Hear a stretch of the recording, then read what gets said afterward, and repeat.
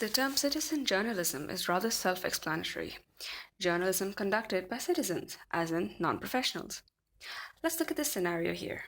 When we wake up in the morning, the first thing most of us do is check our phones, reply to messages, perhaps go through our social media feed.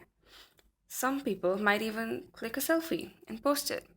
Say if someone famous did this, it might get forwarded again and again until it became counted as news.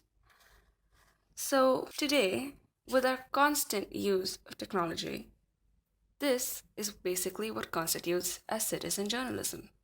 10 years ago, citizen journalism meant where broadcasters or newspapers, I mean, you didn't have that many digital outlets at that point of time. So, primarily, you had three forms of or mediums of journalism. Either it was broadcast, which meant it included TV, print, and you had radio.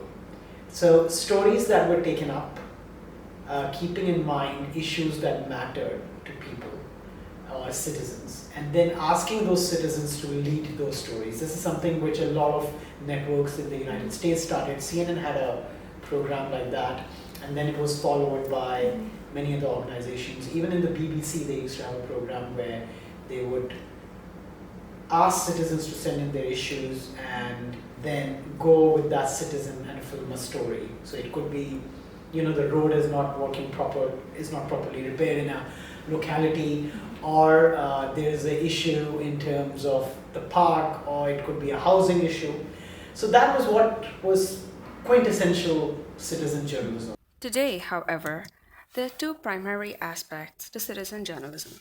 The first is when someone sees something unusual happening and decides to take a photograph or even film it. They're basically producing a new story, sometimes without even realizing it. Perhaps they think that it is something their friends or even social media followers might find interesting, and so they add a caption and post it on their social media. If the news is interesting enough, it piques the interest of the followers and they reshare the photograph or the video. This goes on, creating a domino effect. If the news is big enough, it reaches millions of people within a matter of minutes.